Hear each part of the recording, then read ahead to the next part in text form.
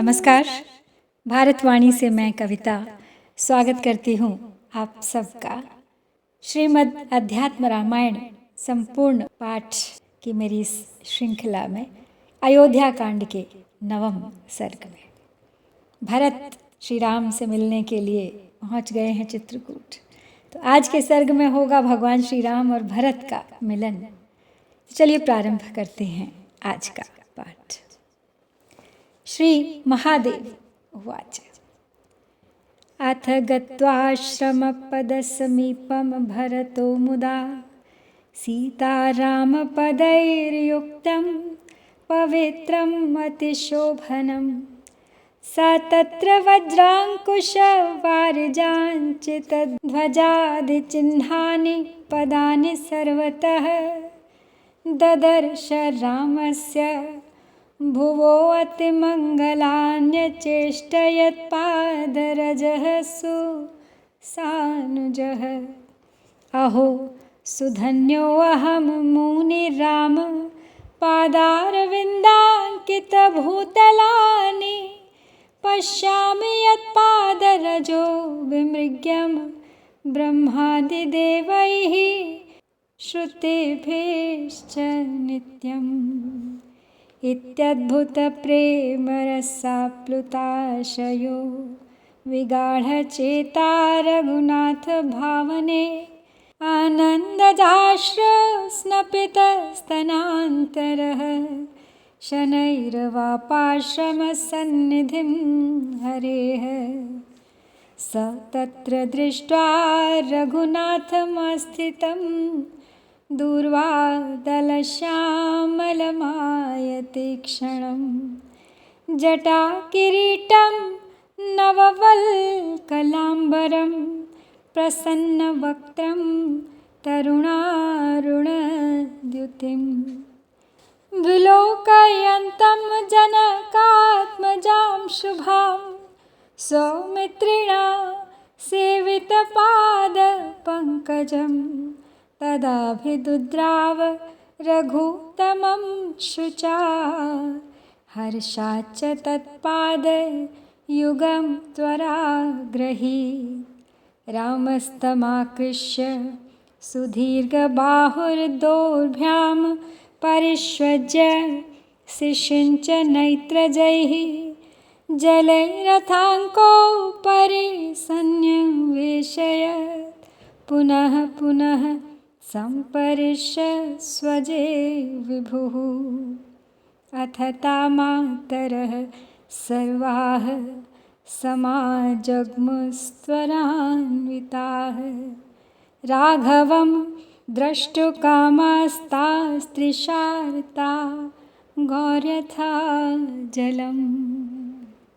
तो पार्वती को कथा सुनाते हुए महादेव जी कहते हैं कि हे पार्वती, उसके बाद श्री भरत जी अतिमग्न मन से सीता और राम के चरण चिन्हों से सुशोभित आश्रम के समीप अति सुंदर और पवित्र स्थल में पहुँचे।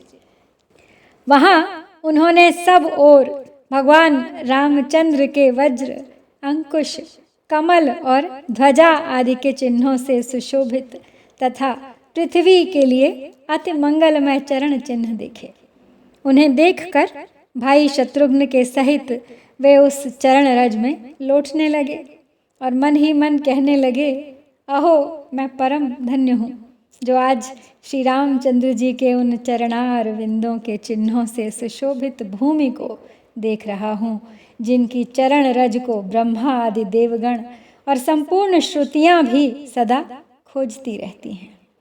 इस प्रकार जिनका हृदय अद्भुत प्रेम रस से भरा हुआ है, मन रघुनाथ जी की भावना में डूबा हुआ है तथा वक्षस्थल आनंदाश्रुओं से भीगा हुआ है, वे भरत जी धीरे धीरे श्री हरि के आश्रम के निकट पहुंच गए।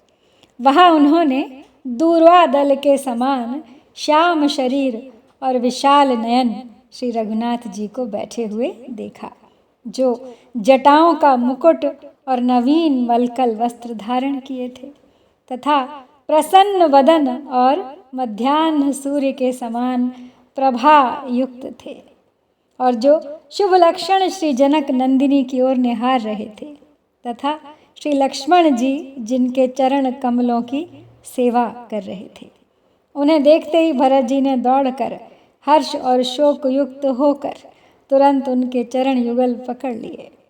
विशाल भुजाओं वाले श्री रामचंद्र जी ने अपनी दोनों बाहुओं से उन्हें उठाकर आलिंगन किया और उन्हें गोद में बैठाकर अपने आंसुओं से सींचते हुए बारंबार हृदय से लगाया।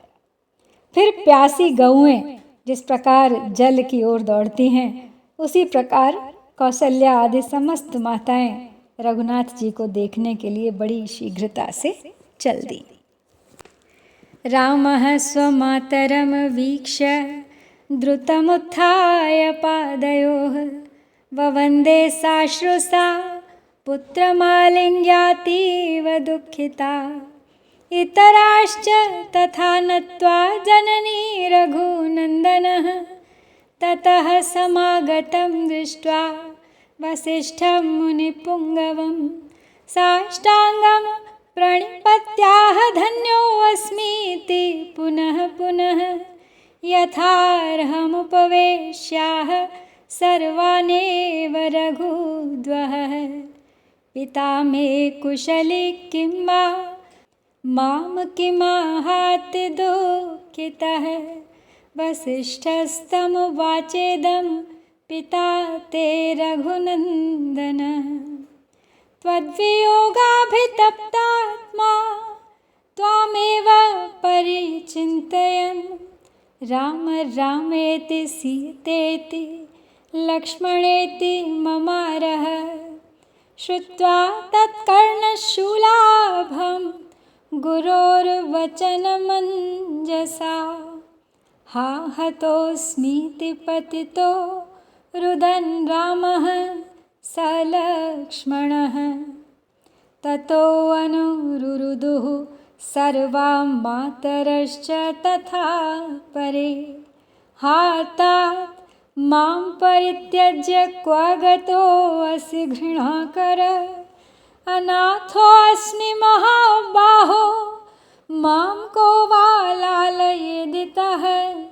सीता च लक्ष्मणश्चैव विलेपतुरतो घृशम। राम जी ने अपनी माता को देखते ही शीघ्रता से उठकर उनका चरण वंदन किया और उन्होंने अत्यंत दुख से नेत्रों में जल भर कर पुत्र को हृदय से लगाया। फिर श्री रघुनाथ जी ने उसी प्रकार अन्य माताओं को भी प्रणाम किया। तदनंतर मुनिश्रेष्ठ वशिष्ठ जी को आते देख उन्हें साष्टांग प्रणाम कर बारंबार कहने लगे, मैं धन्य हूँ, मैं धन्य हो गया हूँ। फिर श्री रघुनाथ जी ने सबको यथा योग्य बैठाकर पूछा, कहिए हमारे पिताजी कुशल तो हैं? उन्होंने मेरे वियोग से अत्यंत दुखातुर होकर मेरे लिए क्या आज्ञा दी है? तब वशिष्ठ जी ने कहा, हे रघुनंदन, तुम्हारे पिता ने तुम्हारे वियोग से अति संतप्त होकर हे राम हे सीते हे लक्ष्मण इस प्रकार तुम्हारा ही चिंतन करते हुए अपने प्राण छोड़ दिए।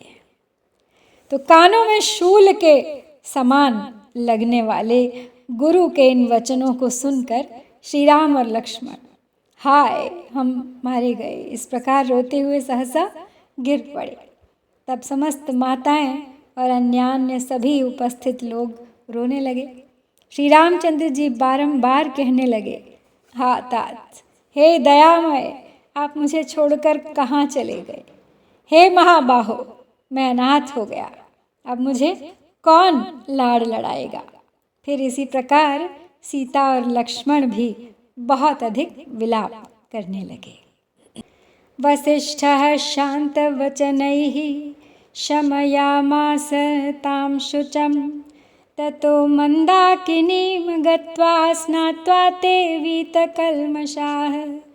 राज्ञे तदुर्जलं तत्र सर्वे ते जलकाङ्क्षिणे पिण्डान्निर्वापयामास रामो लक्ष्मणसंयुतः। इंगुदीफलपिण्याकरचितान् मधु सम्प्लुतान् वयं यदन्नाः पितरस्तदन्नाः स्मृतिनोदिताः इति दुःखाश्रुपूर्णाक्षः पुनः स्नात्वा गृहं ययौ सर्वैरुदित्वा सुचिरं स्नात्वा जग्मुस्तदाश्रमम् तस्मिंस्तु दिवसे सर्वे उपवासं प्रचक्रिरे ततः परे द्युर्विमले स्नात्वा मन्दाकिनी जले उपविष्टं समागम्य भरतो राममब्रवीत् राम राम महाभाग स्वात्मानमभिषेचय राज्यं पालय पितरं ते ज्येष्ठस्त्वं मे पिता यथा क्षत्रियाणामयं धर्मो यत्प्रजापरिपालनम् इष्ट्वा यज्ञैर्बहुविधैः पुत्रानुत्पाद्य तन्तवे राज्ये पुत्रं समारोप्य गमिष्यसि ततो वनम् इदानीं वनवासस्य कालो नैव प्रसीद मे मातुर्मे दुष्कृतं किञ्चित् स्मर्तुं नार्हसि पाहि नः इत्युक्त्वा चरणौ भ्रातुः शिरस्याधाय भक्तितः रामस्य पुरतः साक्षात् दंडवत् पतितो भुवि। तो वशिष्ठ जी ने अब शांतिमय वाक्यों से श्री राम के उस शोक को शांत किया और फिर सब लोग मंदाकिनी पर जाकर स्नान करके पवित्र हुए। वहाँ सब ने जलकांक्षी महाराज दशरथ को जलांजलि दी तथा लक्ष्मण जी के सहित श्री रामचंद्र जी ने पिंडदान किया। जो हमारा अन्न है वही अन्न हमारे पितरों को प्रिय होगा, यही स्मृति की आज्ञा है। ऐसा कह उन्होंने इंगुदी फल के पिंड बना उन पर मधु डालकर उन्हें दान किया। फिर नेत्रों में शोकाश्रु भरे हुए वे पुनः स्नान कर आश्रम में आ गए। इसी प्रकार और सब भी बहुत देर तक रोकर अंत में स्नान करके आश्रम को लौट आए। उस दिन सबने उपवास किया। दूसरे दिन मंदाकिनी के निर्मल जल में स्नान कर भरत जी ने आश्रम में बैठे हुए श्री रामचंद्र जी के पास आकर कहा, हे राम, हे महाभाग, आप अपना अभिषेक करवाइए। यह पैतृक राज्य आप ही का है, आप इसका पालन करें। आप हमारे बड़े भाई हैं, अतः पितृतुल्य हैं। तो महाराज, प्रजा का पालन करना यही क्षत्रियों का मुख्य धर्म है। अतः आप नाना प्रकार के यज्ञों से यजन करके फिर वंश वृद्धि के लिए पुत्र उत्पन्न कर उसे बड़े होने पर राज सिंहासन पर बैठाकर तब फिर वन को जाएं। हे प्रभु, अभी वनवास का समय नहीं है, आप मुझ पर प्रसन्न हो जाइए। मेरी माता का जो कुछ अपराध है उसे भूल जाइए और हमारी रक्षा कीजिए। ऐसा कहकर उन्होंने भाई के चरणों को भक्तिपूर्वक अपने मस्तक पर रख लिया और श्री रामचंद्र जी के सम्मुख दंड के समान पृथ्वी पर गिर पड़े। उत्थाप्य राघवः शीघ्रमारोप्याङ्केति भक्तितः उवाच भरतं रामः स्नेहार्द्रनयनः शनैः शृणु वत्स प्रवक्ष्यामि त्वयोक्तं यत् तथैव तत् किन्तु मामब्रवीत्तातो नववर्षाणि पञ्च च उषित्वा दण्डकारण्ये पुरं पश्चात् समाविश इदानीं भरतायेदं राज्यं दत्तं मयाखिलं ततः पित्रैव सुव्यक्तं राज्यं दत्तं तवैव हि दण्डकारण्यराज्यं मे दत्तं पित्रा तथैव च अतः पितुर्वचः कार्यमावाभ्यामतियत्नतः पितुर्वचनमुल्लङ्घ्य स्वतन्त्रो यस्तु वर्तते स जीवन्नेव मृतको देहान्ते निरयं व्रजेत् तस्मात् राज्यं प्रसाधित्वं वयं दण्डकपालकाः। भरतस्त्वब्रवीद् रामं कामुको मूढधीः पिता।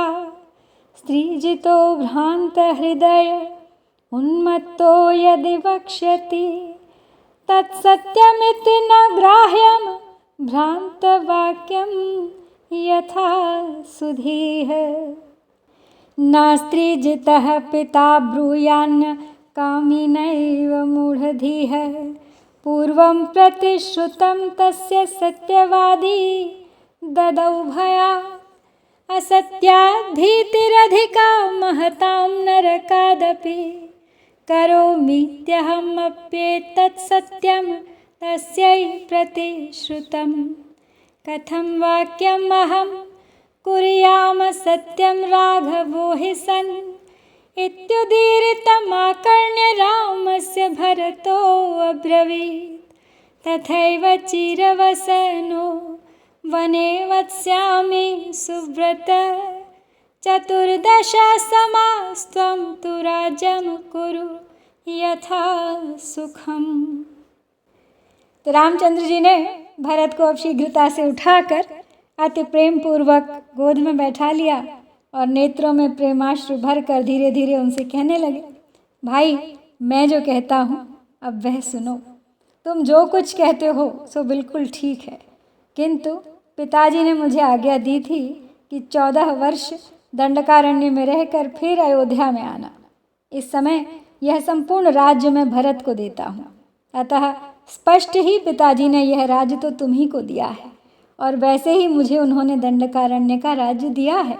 इसलिए हम दोनों को ही प्रयत्नपूर्वक पिताजी के वचनों को सफल करना चाहिए। जो मनुष्य अपने पिता के वचनों का उल्लंघन कर स्वेच्छापूर्वक बरतता है वह जीता हुआ भी मृतक के समान है भरत, और शरीर छोड़ने पर वो नरक को जाता है। अतः तुम राज्य शासन करो, हम दंडक वन की रक्षा करेंगे। तो भरत जी ने श्री रामचंद्र जी से फिर कहा कि यदि पिताजी ने कामी मूढ़ बुद्धि स्त्री के वशीभूत भ्रांत चित्त और उन्मत्त होने के कारण ऐसा कह भी दिया है तो भी उसे सत्य मत मानिए। जिस प्रकार बुद्धिमान लोग भ्रांत पुरुषों के वाक्य का आदर नहीं करते। तो श्री राम बोले कि पिताजी ने स्त्रीवश कामवश अथवा मूढ़ बुद्धि होकर ऐसा नहीं कहा है भरत, बल्कि वो तो सत्यवादी रहे हैं। उन्होंने अपना वचन निभाया है। अपनी पूर्व प्रतिज्ञा अनुसार ही प्रतिज्ञा भंग के भय से उन्होंने ये वरदान दिए हैं। महान पुरुषों को असत्य से नरक की अपेक्षा भी अधिक भय हुआ करता है और मैं भी ऐसा ही करूँगा, यह कहकर उनसे सत्य प्रतिज्ञा मैं कर चुका हूँ और फिर मैं रघुवंश में जन्म लेकर अपना वचन कैसे उलट सकता हूँ। तो राम जी का यह कथन सुनकर भरत जी बोले, हे सुव्रत, पिताजी के कथनानुसार मैं तो आपके समान 14 वर्ष तक वल्कल वस्त्र धारण कर वन में रहूँगा और आप सुखपूर्वक राज्य भोगिए। पित्रा दत्तं तवैवैतद्राज्यं मह्यं वनं ददौ। व्यत्ययं यद्यहं कुर्याम सत्यं पूर्ववत् स्थितम्। अहमप्यागमिष्यामि सेवे त्वां लक्ष्मणो यथा। नो चेत् प्रायोपवेशेन त्यजाम्येतत् कलेवरम्। इत्येवं निश्चयं कृत्वा दर्भानास्तीर्यचातपे। मनसापि विनिश्चित्य प्राङ्मुखोपविवेश सः। भरतस्यापि निर्बन्धं दृष्ट्वा रामो अति विस्मितः। नेत्रान्तसंज्ञां गुरुवे चकार रघुनन्दनः। एकान्ते भरतं प्राह वसिष्ठो ज्ञानिनां वरः। वत्स गुह्यं शृणुष्वेदं मम वाक्यात् सुनिश्चितं। रामो नारायणः साक्षात् ब्रह्मणा याचितः पुरा। रावणस्य वधार्थाय जातो दशरथात्मजः।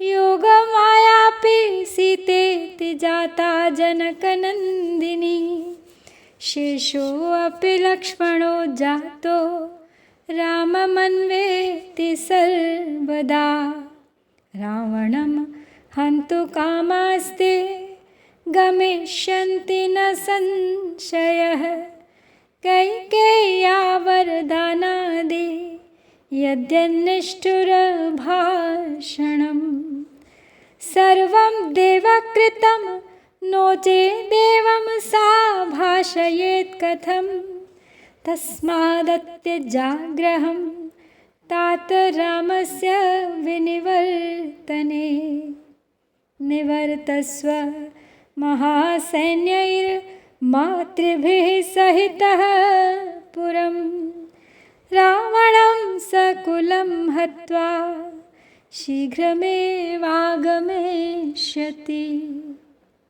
तो श्री रामचंद्र जी अब भरत से बोले कि पिताजी ने तुमको यह राज्य और मुझे वनवास दिया है, अब यदि मैं इसका उल्टा करूं तो असत्य ज्यों का त्यों ही रहता है।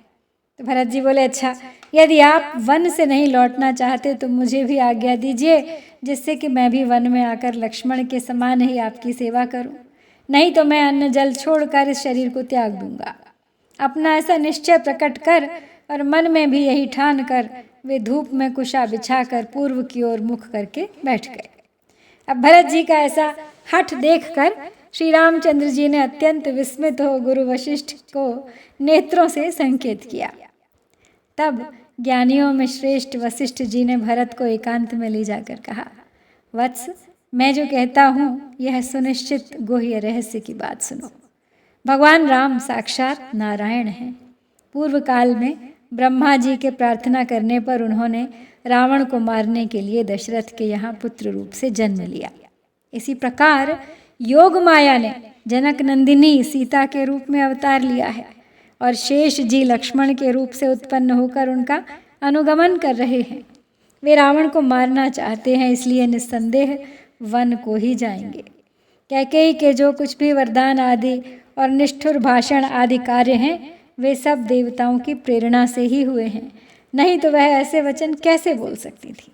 इसलिए हे तात, तुम राम को लौटाने का आग्रह छोड़ दो और माताओं तथा अपनी इस महती सेना के सहित अयोध्या को लौट जाओ, और राम भी कुल सहित रावण का संहार करके शीघ्र ही लौट आएंगे अयोध्या।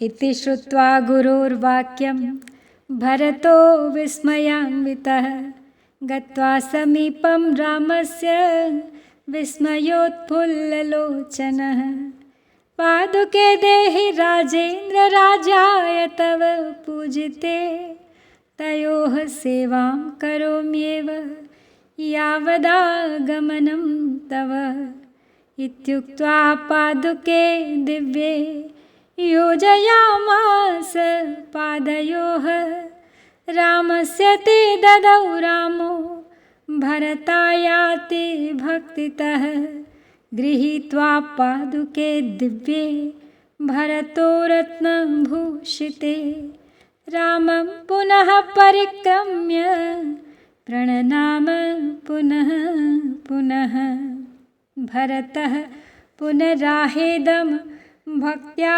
गद्गदया गिरा नवपञ्चसमान्ते तु प्रथमे दिवसे यदि नागमिष्यसि चेद्राम प्रविशामि महानलं बाणमित्येव तं रामो भरतं सन्न्यवर्तयत् ससैन्यः सवसिष्ठश्च शत्रुघ्नसहितः सुधीः मातृभिर्मन्त्रिभिर्सार्धं गमनायोपचक्रमे कैकेयी राममेकान्ते स्रवनेत्रजलाकुला प्राञ्जलिः प्राह हे राम तव राज्यविघातनं कृतं मया दुष्टधिया माया मोहितचेतसा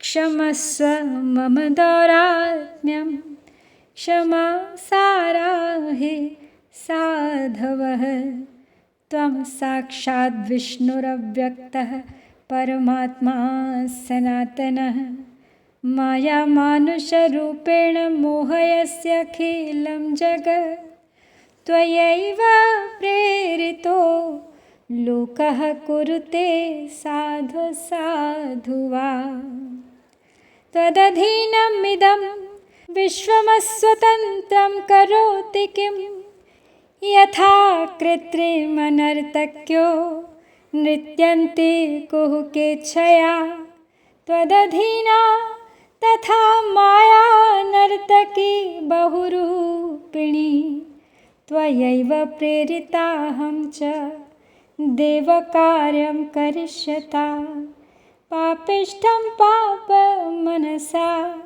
कर्माचरमरिन्दम अद्य प्रतीतोऽसि मम देवानामप्यगोचरः। अब गुरु जी के वचन सुनकर भरत को अति विस्मय हुआ और उन्होंने आश्चर्यचकित होकर श्री रामचंद्र जी के पास जाकर कहा, हे राजेंद्र, आप मुझे राज्य शासन के लिए अपनी जगत पूज्य चरण पादुकाएं दीजिए। जब तक आप लौटेंगे तब तक मैं उन्हीं की सेवा करता रहूँगा। ऐसा कहकर भरत जी ने उनके दोनों चरणों में 2 दिव्य पादुकाएं खड़ाऊं पहना दी और श्री रामचंद्र जी ने भरत का भक्तिभाव देखकर वे खड़ाऊं उन्हें दे दी। भरत जी ने वे रत्न जटित दिव्य पादुकाएं लेकर श्री रामचंद्र जी की परिक्रमा की और उन्हें बारंबार प्रणाम किया। तदनुसार वे भक्तिवश गदगद वाणी से बोले, हे राम, यदि 14 वर्ष के व्यतीत होने पर आप पहले दिन ही अयोध्या न पहुँचे तो मैं महान अग्नि में प्रवेश कर जाऊंगा। तब रामचंद्र जी ने बहुत अच्छा कह भरत जी को विदा किया। तदुपरांत बुद्धिमान भरत जी ने संपूर्ण सेना, वशिष्ठ, शत्रुघ्न, समस्त माताओं तथा मंत्रियों के साथ चलने की तैयारी की।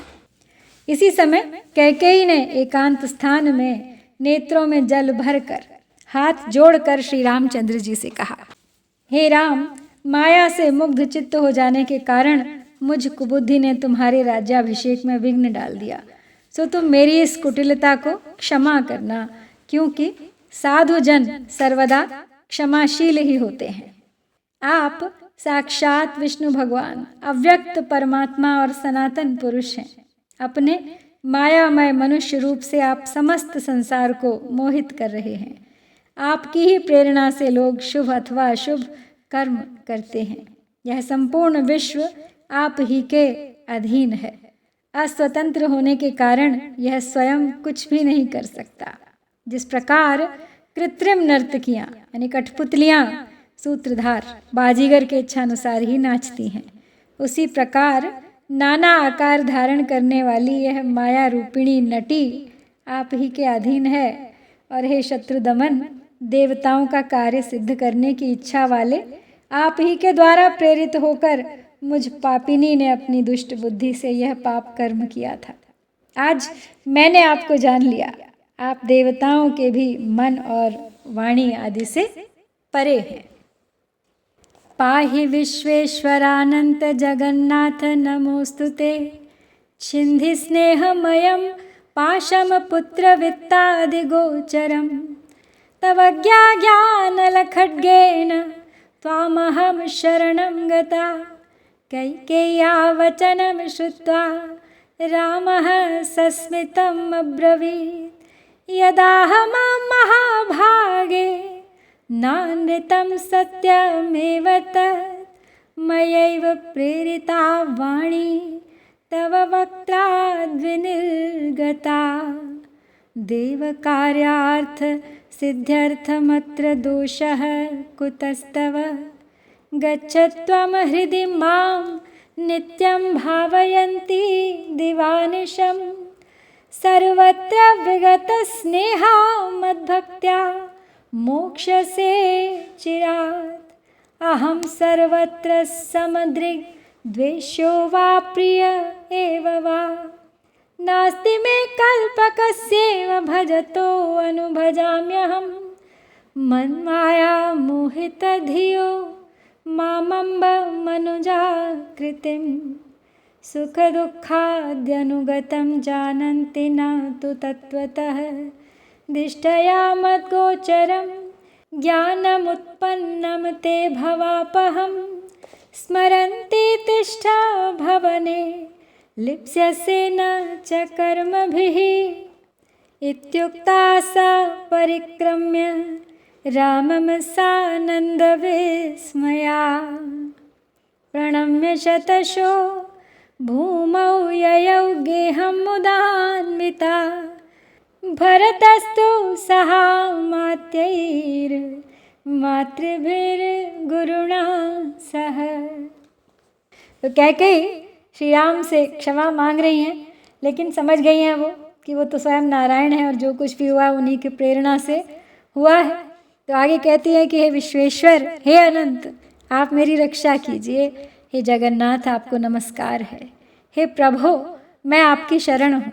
आप अपने ज्ञानाग्नि रूप खड्ग से मेरे पुत्र और धन आदि के स्नेह बंधन को काट डालिए। तो कैकेयी के ये वचन सुनकर श्री रामचंद्र जी ने मुस्कुरा कर कहा, हे महाभागे, तुमने जो कुछ कहा है वह ठीक है, मिथ्या नहीं। मेरी प्रेरणा से ही देवताओं की कार्य सिद्धि के लिए तुम्हारे मुख से वे शब्द निकले थे, इसमें तुम्हारा कोई दोष नहीं है। अब तुम जाओ। अहर्निश निरंतर हृदय में मेरी ही भावना करने से तुम सर्वत्र स्नेह रहित होकर मेरी भक्ति द्वारा शीघ्र ही मुक्त हो जाओगी। मैं सर्वत्र समदर्शी हूँ, मेरा कोई भी प्रिय या अप्रिय नहीं है। मायावी पुरुष जिस प्रकार अपनी ही माया से रचे पदार्थों में राग द्वेष नहीं करते, उसी प्रकार मेरा भी किसी में राग द्वेष नहीं है। जो पुरुष जिस प्रकार मेरा भजन करता है, मैं भी वैसे ही उसका ध्यान रखता हूँ। तो हे माता, मेरी माया से मोहित होकर लोग मुझे सुख दुख के वशीभूत साधारण मनुष्य जानते हैं, वे मेरे वास्तविक स्वरूप को नहीं जानते। तुम्हारा बड़ा भाग्य है जो तुम्हें संसार भय को दूर करने वाला मेरा तत्वज्ञान उत्पन्न हुआ है, और तुम मेरा स्मरण करती हुई घर में ही रहो, इससे तुम कर्म बंधन में नहीं बंधोगी। तो श्री रामचंद्र जी के इस प्रकार कहने पर कैकेयी ने आनंद और विस्मय पूर्वक राम की परिक्रमा की और पृथ्वी पर सिर रखकर उन्हें सैकड़ों बार प्रणाम कर प्रसन्नता पूर्वक अपने घर को चली तथा भरत जी, मंत्रीगण, माताओं और वशिष्ठ जी के साथ श्री रामचंद्र जी का स्मरण करते हुए शीघ्रता से अयोध्या को लौट चले।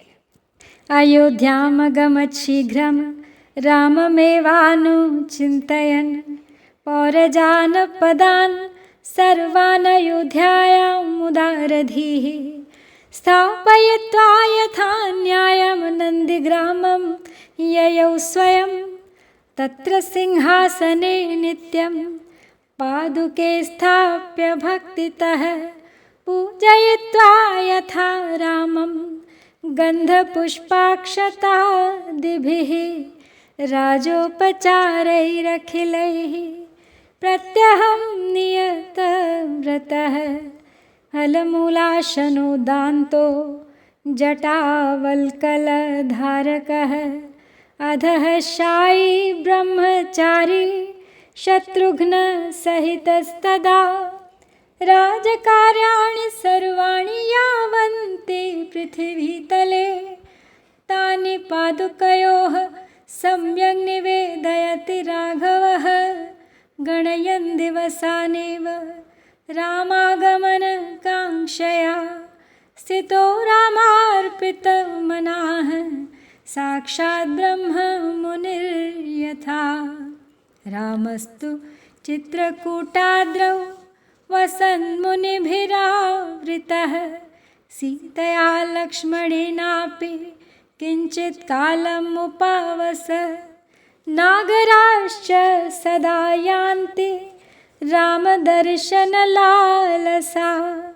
चित्रकूटस्थितं ज्ञात्वा सीतया लक्ष्मणेन च दृष्ट्वा तज्जनसम्बाधं रामस्तत्याजतं गिरिं दण्डकारण्यगमने कार्यमप्यनुचिन्तयन् अन्वगात् सीतया भ्रात्रा यात्रेराश्रममुत्तमं सर्वत्र सुखसंवासं जनसंबाधवर्जितं गत्वा मुनिमुपासीन भासयन्तं तपोवनं दण्डवत् प्रणिपत्याह रामोऽहम् अभिवादये पितुराज्ञां पुरस्कृत्य दण्डकाननमागतः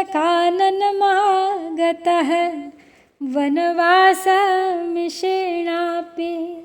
धन्योऽहं दर्शनात् तव। तो अब उदार बुद्धि भरत जी समस्त पुरवासी और देशवासियों को यथायोग्य अयोध्यापुरी में बसाकर स्वयं फिर वे नंदीग्राम को चले गए। वहाँ एक सिंहासन पर उन्होंने उन दोनों पादुकाओं को रख कर श्री रामचंद्र जी के समान ही उनकी नित्य प्रति भक्ति पूर्वक गंध पुष्प और अक्षत आदि संपूर्ण राजोचित सामग्री से पूजा करनी आरंभ कर दी। इस प्रकार भरत जी फल मूल खाते, इंद्रिय दमन करते, जटा और वल्कल धारण किए, पृथ्वी पर शयन करते और ब्रह्मचर्य का पालन करते हुए शत्रुघ्न के साथ रहने लगे। पृथ्वी के जितने राजकार्य होते हैं उन सबको वे रघुश्रेष्ठ भरत जी पादुकाओं के सामने निवेदन कर दिया करते थे। इस प्रकार रामचंद्र जी के आगमन की प्रतीक्षा से अवधि के दिन गिनते हुए वे राम में ही मन लगाकर साक्षात ब्रह्मर्षि के समान रहने लगे। इधर रामचंद्र जी ने भी मुनियों से घिरे रहकर सीता और लक्ष्मण के साथ चित्रकूट पर्वत पर कुछ दिन बिताए। रामचंद्र जी को सीता और लक्ष्मण के साथ चित्रकूट पर विराजमान सुनकर आसपास के नगर निवासी उनके दर्शनों की इच्छा से सदैव आया करते थे। रामचंद्र जी ने उस भीड़ भाड़ को देखकर और अपने दंडकारण्य में जाने के कार्य को भी विचार कर उस पर्वत स्थान को भी छोड़ दिया। वहाँ से चलकर वे सीता तथा लक्ष्मण सहित अत्रि मुनि के उत्तम और जन समूह शून्य आश्रम में आ गए, जो सब प्रकार सुखपूर्वक रहने योग्य था। वहाँ पहुँचने पर उन्होंने अपने आश्रम में विराजमान और संपूर्ण तपोवन को प्रकाशित करते हुए मुनीश्वर के पास जा उन्हें दंडवत प्रणाम करके कहा, हे मुनीश्वर, मैं राम आपका अभिवादन करता हूँ। मैं पिता की आज्ञा से दंडकारण्य में आया हूँ। इस समय वनवास के मिश से भी आपका दर्शन कर मैं कृतार्थ हो गया। श्रुत्वा रामस्य वचनं रामं ज्ञात्वा हरिं परं पूजयामास विधिवत् भक्त्या परमया मुनिः वन्यैः फलैः कृतातिथ्यमुपविष्टं रघुत्तमं सीतां च लक्ष्मणं चैव सन्तुष्टो वाक्यमब्रवीत् भार्या मे अतीव संवृद्धा ह्यनसूयेति विश्रुता तपश्चरन्ति सुचिरं धर्मज्ञा धर्मवत्सला अन्तस्तिष्ठति तां सीता पश्यत्वरे निषूदन तथेति जानकीं प्राह रामो राजीवलोचनः गच्छ देवीं नमस्कृत्य शीघ्रमेहि पुनः शुभे तथेति रामवचनं सीता चापि तथा करो दण्डवत्पतितामग्रे सीतां दृष्ट्वा तिहृष्टधीः अनुसूया समालिङ्ग्य वत्से सीतेति सादरं दिव्ये ददौ कुण्डले द्वे निर्मिते विश्वकर्मणा दुकूले द्वे ददौ तस्यै निर्मले भक्ति संयुता अङ्गरागं च सीतायै ददौ दिव्यं शुभानना नात्यक्षते अङ्गरागेण शोभा त्वां कमलानने पातिव्रत्यं पुरस्कृत्य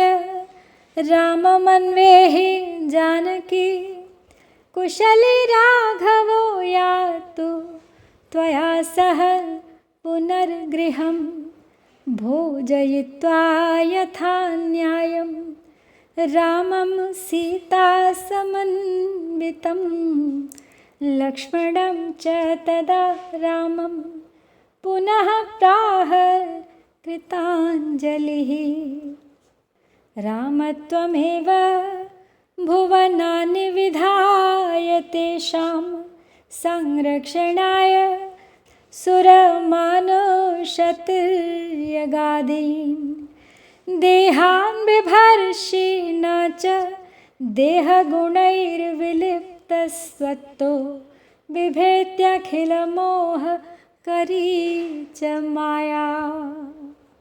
तो श्री रामचंद्र जी अत्रि मुनि के आश्रम में पहुंच गए, उन्हें प्रणाम किया और कहा कि मैं आपके दर्शन कर कृतार्थ हो गया। तो श्री रामचंद्र जी के ये वचन सुन मुनीश्वर ने उन्हें साक्षात परब्रह्म जान उनकी अत्यंत भक्तिपूर्वक विधिवत पूजा की। फिर वन्य फलों से उनका आतिथ्य सत्कार कर उन्होंने आसन पर विराजमान रघुनाथ जी, महारानी सीता और लक्ष्मण जी से प्रसन्नतापूर्वक इस प्रकार कहा। मेरी भार्या अनुसूया नाम से विख्यात है। वह अति वृद्धा है, बहुत दिनों से तपस्या करती है, धर्म को जानने वाली है और धर्म में प्रेम रखने वाली है। इस समय वह कुटी के भीतर है। हे शत्रु दमन राम, सीता उससे मिल ले। तब कमल लोचन रामचंद्र जी ने बहुत अच्छा कह जानकी जी से कहा, हे शुभे, जाओ तुम शीघ्र ही देवी अनुसूया जी को प्रणाम कराओ। तो सीता जी ने बहुत अच्छा कह रामचंद्र जी की आज्ञा का पालन किया। अनुसूया जी ने अपने सम्मुख सीता जी को दंड के समान पड़ी देख अति हर्षित हो बेटी सीता ऐसा कहकर आदरपूर्वक आलिंगन किया और भक्ति सहित उन्हें विश्वकर्मा के बनाए हुए 2 दिव्य कुंडल और 2 स्वच्छ रेशमी साड़ियाँ दी। सुंदर मुख वाली अनुसूया जी ने उन्हें दिव्य अंगराग भी दिया और कहा, हे कमल मुखी, इस अंगराग के लगाने से तेरे शरीर की शोभा कभी कम न होगी। हे जानकी, तुम पातिव्रत्य का पालन करती हुई सदा राम की ही अनुगामिनी रहना। रघुनाथ जी तुम्हारे साथ कुशल पूर्वक घर लौटे। फिर उन्होंने विधिपूर्वक लक्ष्मण और सीता जी के सहित श्री रामचंद्र जी को भोजन कराया। तत्पश्चात उन्होंने फिर श्री रामचंद्र जी से हाथ जोड़कर कहा, हे राम, इन संपूर्ण भुवनों की रचना करके आप ही इनकी रक्षा के लिए देवता, मनुष्य और तिर्यक आदि योनियों में शरीर धारण करते हैं, तथापि देह के गुणों से आप लिप्त नहीं होते। संपूर्ण संसार को मोहित करने वाली माया भी आपसे सदा डरती रहती है। तो श्री राम अत्रि मुनि के आश्रम में हैं। सीता की अनुसूया जी से भेंट हो चुकी है और बरस रहा है उस स्थान पर ज्ञानामृत। और इसके साथ ही हम समाप्त करते हैं श्रीमद् अध्यात्म रामायणे उमा महेश्वर संवादे अयोध्या कांडे 9वां सर्ग। तो इस 9वें सर्ग के साथ साथ ही हम अयोध्या कांड भी यहाँ पे आज समाप्त कर रहे हैं। अगली बार लौटूंगी अरण्य कांड से प्रथम सर्ग लेकर, प्रतीक्षा कीजिएगा। जय श्री सीताराम, जय भारत।